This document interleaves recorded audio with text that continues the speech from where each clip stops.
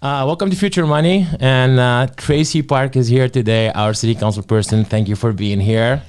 We don't usually do a lot of politics, but I'm really, really excited to have you here because we have an election happening. So thank you for being, such an amazing city council person. And I wanted you to introduce yourself to our clients and listeners and get started there. Well, Hatem, thank you so much for the invitation. It's great to be here, and it's great to sit down with you. And I'm really excited to be introduced to your clients and your constituents.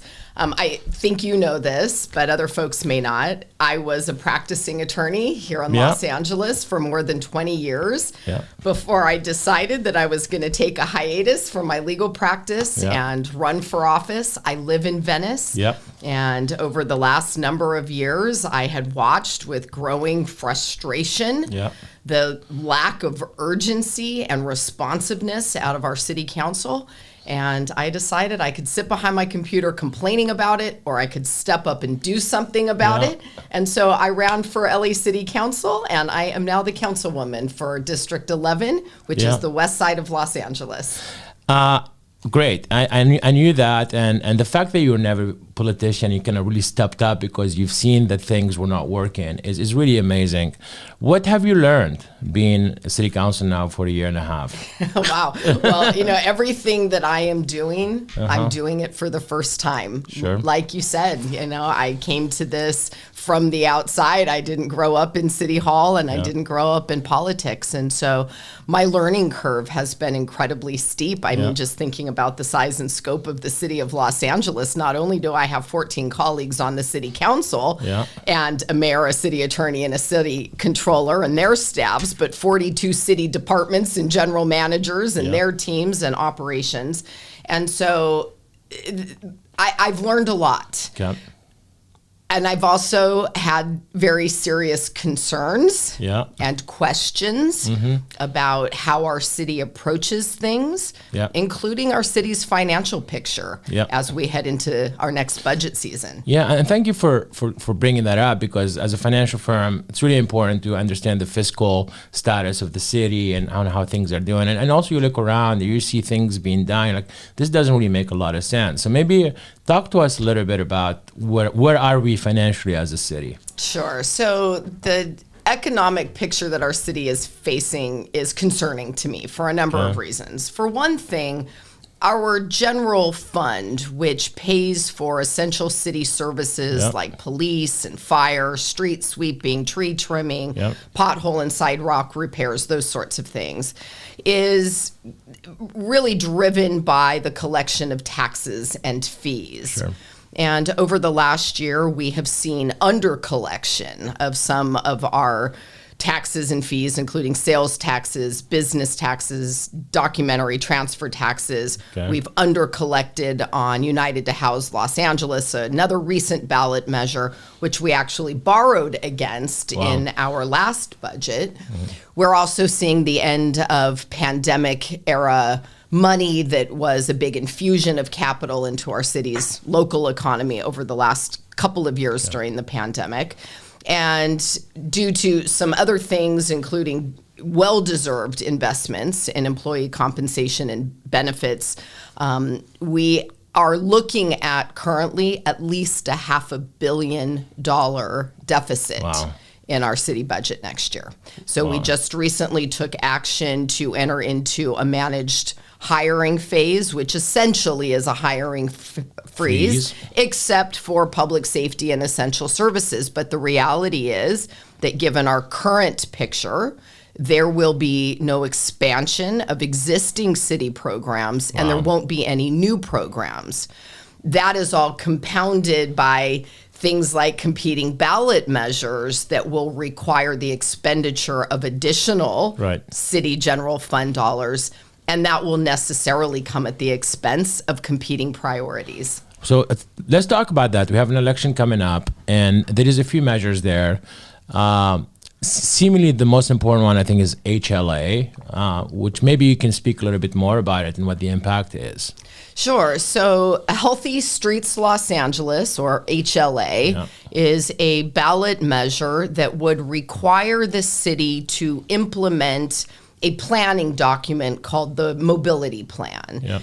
And some parts of that mobility plan call for significant roadway modifications that can include things like the elimination of a lane or lanes of traffic, to install medians, additional curbed barriers, protected bike lanes, dedicated bus lanes, essentially road diets. Right.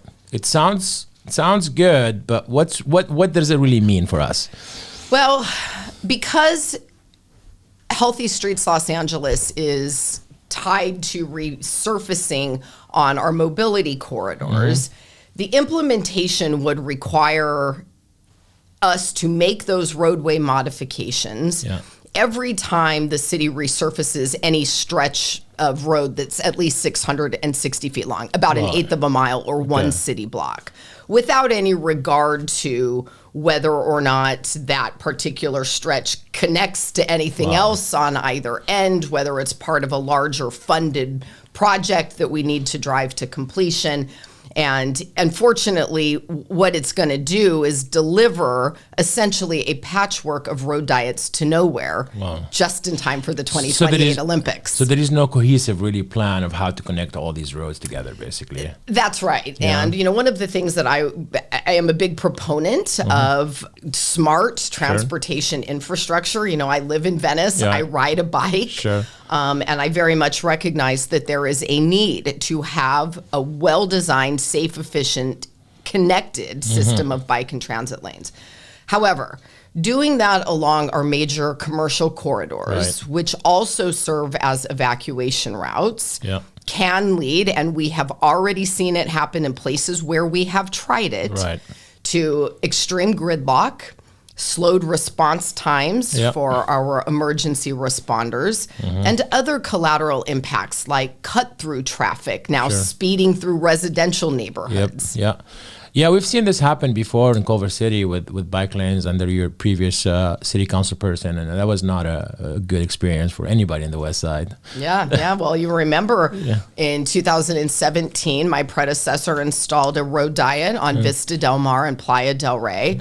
Almost overnight, we saw the number of accidents skyrocket. There was just absolute gridlock. Eventually, there were lawsuits about it, and the city came to its senses and ripped it out. We did the same thing on Venice Boulevard in Mar Vista, and now 7 years later, residents are still complaining about it. And I've been in office for a year now, and folks in Mar Vista are still asking me to rip the thing out.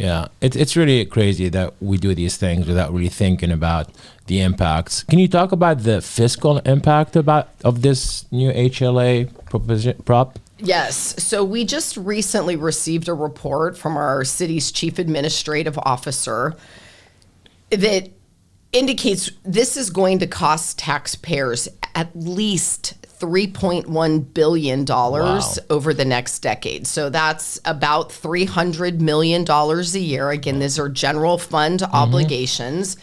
And what that means as a practical matter is that we are going to have to cut other things. And these are other things that matter to people in order to pay for HLA if it passes. Crazy. What happens with the current road, initiatives or things that we have, projects that we have in play? Because, you drive around LA, the roads are far from being great. Well, there are a couple of responses to that. So one of the concerns that our CAO raised about this was because the roadway modification and addition of additional infrastructure, curbs, barriers, medians, bollards, whatever it is, there is going to be necessarily more coordination between street services, Department of Transportation, Bureau of Engineering, Public Works Department. The cost is enhanced. It's going to take longer, which means basic resurfacing, slurry treatments, things that are intended to prolong the useful life of the roadway are going to be delayed. And we have already heard from our city departments that they do not have the ability to implement this because they don't have the staffing or resources to do it. So what's driving a proposition like this? Why would we want to do this? Is it just to say that we're doing something? Well, The mobility plan is a visionary planning document. It establishes really important goals related to sustainability and enhancing mobility options around our city. It's intended to be a guiding document. Got it. It's not a capital improvement implementation plan. And so what I would prefer to see is a thoughtful implementation plan that retains discretionary factors so we can assess where to do this in a way that makes sense based on usage, need, connectivity, funding, and efficiency. And it is also really important to Hatem that our first responders have a seat at the table in these discussions. Cool. They have come out against HLA because these road diets are slowing down their response times. And the men and women of the LA Fire Department are already stretched too thin. They are already understaffed. And they respond to calls every day where seconds make the difference between life and death. And we cannot get in their way. We can't slow them down. Sounds really reasonable to me. You know, since you got elected, you've done such a great job letting us know, your constituents, what's going on. Your social game is great. I get weekly emails from you. I think it's important for citizens to get involved. Can you tell us how do they get more information about what's going on? How do they follow you? How do they help?